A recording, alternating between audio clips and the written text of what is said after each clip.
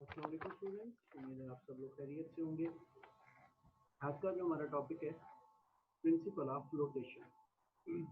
Principal of flotation क्या है कि जो चीज़ें पानी के अंदर लिक्विड के अंदर तैरती हैं या उसके अंदर डूब जाती हैं, उसके पीछे कौन सी जो है वो लॉजिक है, उसके पीछे कौन सा रूल है, उसके पीछे कौन से लॉज हैं, उसको हम स्टडी करेंगे।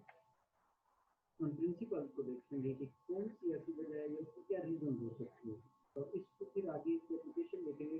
जब कोई चीज़ बनाई जाती है, जैसे जो बड़े बड़े बहरी जहाज बनाए जाते हैं, फैक्ट्रियाँ बनाई जाती हैं, तो वो शिप्स या वो बड़े बड़े बहरी जहाज जो बने हुए हैं वो बेसिकली कौन से प्रिंसिपल के ऊपर डिज़ाइन किए जाते हैं ताकि वो पानी के अंदर डूबे नहीं। बहुत सामान उतार के वो जा रहे होते हैं तो वो पानी के अंदर डूबते कुछ हो जाते हैं, क्या ऐसी रीज़न वो हम स्टडी करते हैं।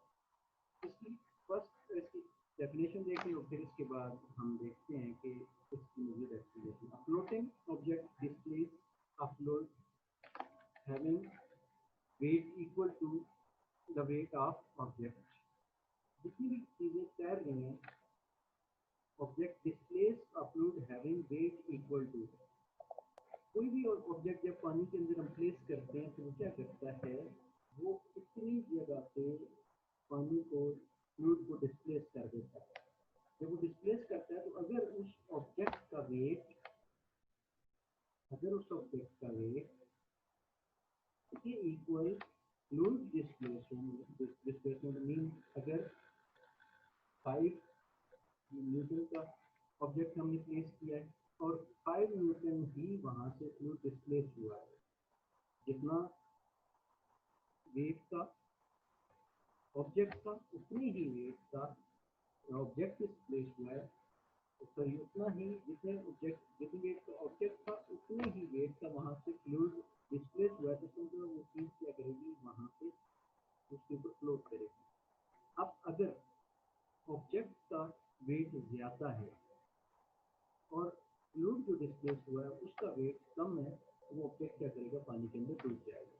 इसको समझने के लिए आप इसकी फर्स्ट पैराग्राफ है वहाँ पे आ जाएं। वहाँ पे देखें, an object sink if its weight is greater than the upthrust acting on it।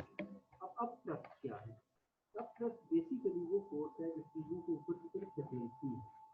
जैसे आपने बैलून लिया, गुब्बारा लिया और उसके अंदर हवा भर के आप पानी के अंदर उसे पुश करें, डिप करें, उसे डुबाने की कोशिश करें, तो आप क्या करेंगे, आप उसे फोर्स लगा के थोड़ा सा ज़्यादा फोर्स उसे अंदर को कर लेंगे पानी के अंदर, लेकिन जो ही आप ऊपर से हाथ हटाएंगे तो वो क्या करेगा, ऊपर की तरफ आएगा, बाहर की तरफ मूव करेगा। क्यों?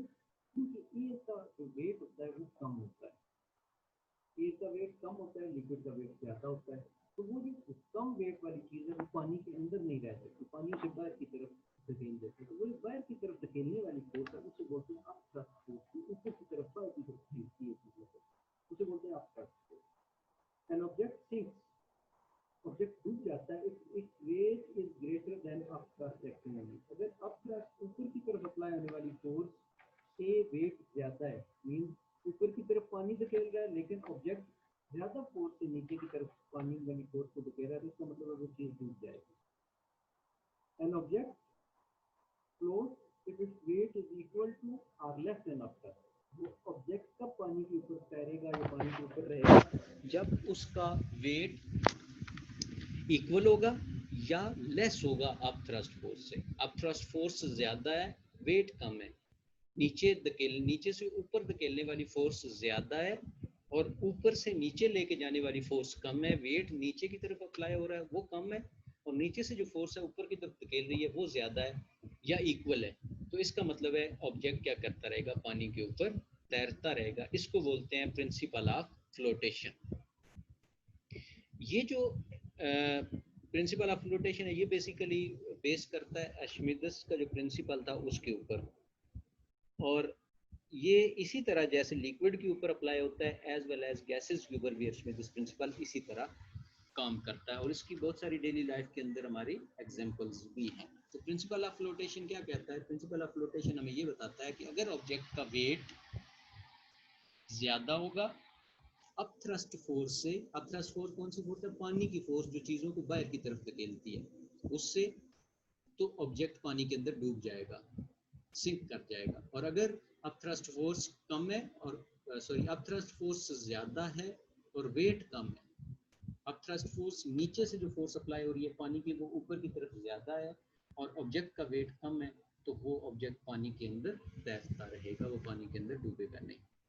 तो ये डेंसिटी के ऊपर भी डिपेंड करता है एक तरह से कि जितनी किसी भी ऑब्जेक्ट की डेंसिटी ज़्यादा होगी उसका वेट ज़्यादा हो जाएगा, वो नीचे डूब जाएगा। जिस ऑब्जेक्ट की डेंसिटी कम होगी वो जो है वो सरफेस के ऊपर तैरता रहेगा, फ्लोट करता रहेगा। अब आ जाते हैं ships and submarines. Ships and submarines क्या है? शिप्स कश्तियाँ और सबमरीन ये जो सिक्योरिटी पर्पज़ के लिए यूज़ की जाती हैं, अब डोजें जिन्हें हम कहते हैं, जो पानी के अंदर चली जाती हैं, पानी की सरफेस के ऊपर भी आ जाती हैं और पानी की सरफेस के अंदर भी चली जाती हैं। ये दोनों कैसे वर्क करती हैं, या अब डोज जो है पानी के अंदर कैसे चली जाती है और पानी के ऊपर कैसे आ जाती है, तो उसको हम देखेंगे कि कौन से प्रिंसिपल। और इसका जो मेन प्रिंसिपल है वो प्रिंसिपल ऑफ फ्लोटेशन है। तो ये अगर क्वेश्चन इससे रिलेटेड आ जाता है तो आपने लिखना है उसमें it based on the principle of flotation या it is according to the principle of flotation। अब इसकी देखते हैं explanation। A wooden block floats on water, it is because the weight of an equal volume of water is greater than the weight of the block। जो पानी displace हुआ है, जितनी जगह पे वो वुडन ब्लॉक पड़ा हुआ है, इतनी जगह पे जो पानी डिस्प्लेस हुआ है वो पानी का जो नीचे जो फोर्स है, अपथ्रस्ट फोर्स है, वो ज़्यादा है जो वुडन ब्लॉक है उससे। इस वजह से वो पानी के ऊपर फ्लोट करता रहता है। According to the principle of flotation, a body float if it displace water equal to the weight of a body when it partially or completely immersed in the water. अगर आप कंप्लीटली पानी के अंदर उसे dip कर दो, या partially means आपने कुछ हिस्सा उसका पानी के अंदर डिप किया है, कुछ हिस्सा उसका बाहर है, तब भी वो क्या करेगा, पानी के ऊपर तैरता रहेगा। Ships and boats are designed on same principle of flotation। Boats हैं, शिप्स हैं, ये इस प्रिंसिपल के ऊपर जो है वो डिज़ाइन किए जाते हैं ताकि ऑब्जेक्ट्स के ऊपर हम सामान भी रखें, लोगों को भी बिठाएं। बहरी जहाज जो होते हैं उसमें बहुत ज़्यादा सामान होता है लेकिन वो पानी के अंदर डूबते नहीं है। उसकी वजह इनको प्रिंसिपल ऑफ फ्लोटेशन के ऊपर डिज़ाइन किया जाता है। इनको किसी ऐसे मटेरियल से बनाया जाता है जिसके ऊपर इतना सामान रखने के बावजूद भी वो उसका वेट इतना ज़्यादा नहीं होता कि आप थ्रस्ट फोर्स से ज़्यादा और पानी के अंदर डूब जाए। They carry passengers and goods over water. It would sink in water if the weight, including the weight of passenger and goods, become greater than a thrust of force। ये डूब जाएंगे अगर आप thrust force जो है वो कम हो जाएगी और वेट ज़्यादा हो जाएगा। अब इसी तरह सबमरीन जो ट्रैवल करती हैं पानी के अंदर भी चली जाती हैं और पानी के बाहर भी, ये भी वर्क करती हैं प्रिंसिपल ऑफ फ्लोटेशन के ऊपर। अब ये पानी के अंदर कैसे जाती हैं, डूब कैसे जाती हैं और बाहर कैसे आ जाती हैं? इनके अंदर बड़े बड़े टैंक्स लगे होते हैं पानी के, और इनको पंप्स के थ्रू पानी अगर इसको लेकर जाना है ज़मीन के अंदर, वाटर के अंदर लेकर जाना है और वाटर के अंदर इसको डिप कर देना है कि ये नज़र ना आए, तो सबमरीन के अंदर जो पानी के टैंक्स हैं उनको पानी से भर दिया जाता है। जब पानी से भरा जाता है तो पानी उनके अंदर फिल होना शुरू हो जाता है। पानी फिल होता है, आहिस्ता आहिस्ता पानी इतना ज़्यादा हो जाता है कि वो पानी का वेट प्लस सबमरीन के अंदर जो चीज़ें पड़ी हुई हैं या जो लोग हैं उनको मिला के वो क्या हो जाता है, उसका वेट ज़्यादा हो जाता है। वेट ज़्यादा होता है, अब थ्रस्ट फोर्स कम हो जाती है तो वो पानी के अंदर सिंक हो जाती है। अब अगर उन्होंने बाहर आना है तो क्या करेंगे, वो जो उन्होंने टैंक्स फिल किए थे उन टैंक्स को पंप्स की मदद से पानी बाहर निकाल देंगे, पानी बाहर जाएगा, पानी वो खाली होना शुरू हो जाएंगे। जब वो खाली होंगे टैंक, अब सबमरीन का के अंदर जो पानी का वेट था वो कम हो गया, तो सबमरीन का सिर्फ अपना वेट होगा उस मटेरियल का, वो अब थ्रस्ट फोर्स से कम है, तो अब थ्रस्ट फोर्स पानी का उसे क्या करेगा, बाहर की तरफ धकेलेगा और वो बाहर आ जाएंगे। तो इस तरह जो है वो शिप्स, सबमरीन्स डिज़ाइन की जाती हैं, बोट्स डिज़ाइन की जाती हैं प्रिंसिपल ऑफ फ्लोटेशन के ऊपर, ताकि वो पानी के अंदर सिंक ना करें, पानी के अंदर डूब ना जाएं, ताकि उससे नुकसान ना हो। प्रिंसिपल ऑफ फ्लोटेशन को मद्देनज़र रखा जाता है। ऐसा मटेरियल यूज़ किया जाता है जिसका वेट बहुत ज़्यादा ना हो, अब थ्रस्ट फोर्स से उसका वेट हमेशा क्या रहे, कम रहे। इसके बाद आते हैं हम नेक्स्ट टॉपिक है हमारा इलास्टिसिटी। इलास्टिसिटी क्या है? Property of a body to restore its original size and shape as the forming force cease to act is called elasticity. Elasticity किसी चीज की शेप अगर हम चेंज करें फोर्स लगा के सॉरी, तो अगर फोर्स लगाने से उसकी शेप चेंज हो, जैसे स्प्रिंग है, जैसे आपके पास रबर बैंड होता है, तो आप फोर्स लगाते हो, उस स्ट्रेच हो जाता है, उसकी लेंथ ज़्यादा हो जाती है। स्प्रिंग है, स्प्रिंग को प्रेस करो, उसकी जो शेप है कम हो जाती है। लेकिन जो ही आप फोर्स हटाते हो तो क्या होता है, शेप उसकी दोबारा वही शेप में वापस आ जाता है।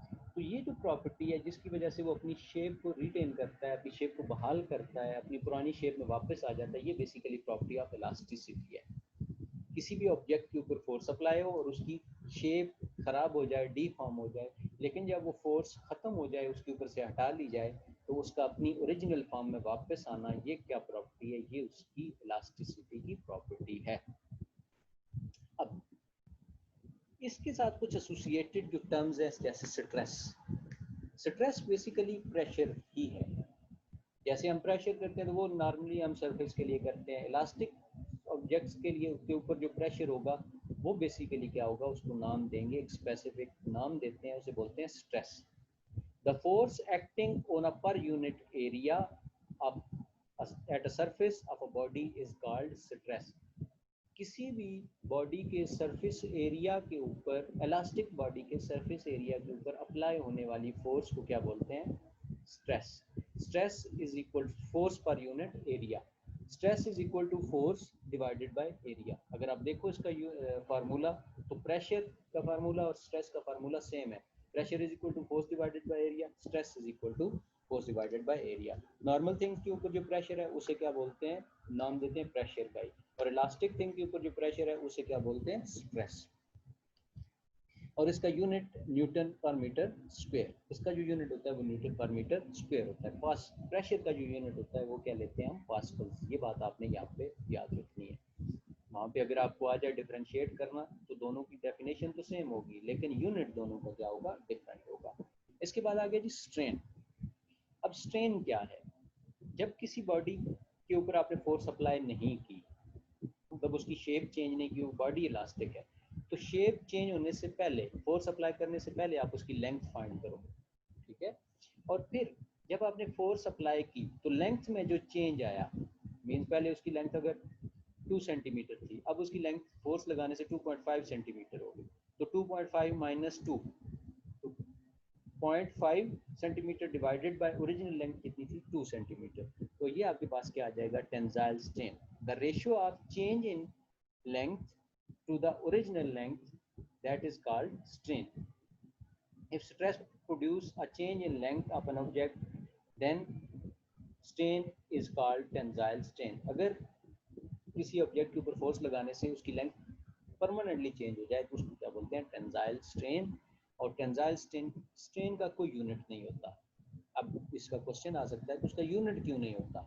अगर आप देखो तो चेंज इन लेंथ, मतलब लेंथ में जो चेंज आएगा वो भी यूनिट क्या होगा, सेम। और जो लेंथ आपने फाइंड किया ओरिजिनल लेंथ, उसका यूनिट भी सेम। मीन्स अगर सेंटीमीटर में चेंज आया है तो उसकी ओरिजिनल लेंथ भी सेंटीमीटर में थी, तो दोनों को डिवाइड किया, ये रेशियो है सेम ऑफ क्वांटिटी के दरमियान। It is the ratio between the same quantities, it is the ratio between the length. तो लेंथ, दोनों का लेंथ का यूनिट सेम होता है, तो लेंथ का यूनिट कैंसिल हो जाते हैं, इस वजह से स्ट्रेन का कोई यूनिट नहीं होता। इसके बाद यहाँ तक आपने इसको करना है। इसके बाद हम हुक्स लॉ देखेंगे, फिर इसके बाद हम इसका नेक्स्ट जो टॉपिक है यंग्स मॉडुलस वो देखेंगे। तो ये चैप्टर हमारा इंशाल्लाह कंप्लीट हो जाएगा और फिर हम नेक्स्ट चैप्टर 8 जो है वो स्टार्ट करेंगे। यहाँ तक आपने इस चीज़ को क्लियर करना है। 3 जो टॉपिक रह गए हैं वो हम इंशाल्लाह जो रेगुलर लेक्चर्स हमारे चल रहे हैं उसमें देखेंगे। ये जो लेक्चर्स हैं इनको आपने कम्प्लीटली तैयार करना है। मिलते हैं नए लेक्चर के साथ, तब तक के लिए अल्लाह हाफिज़।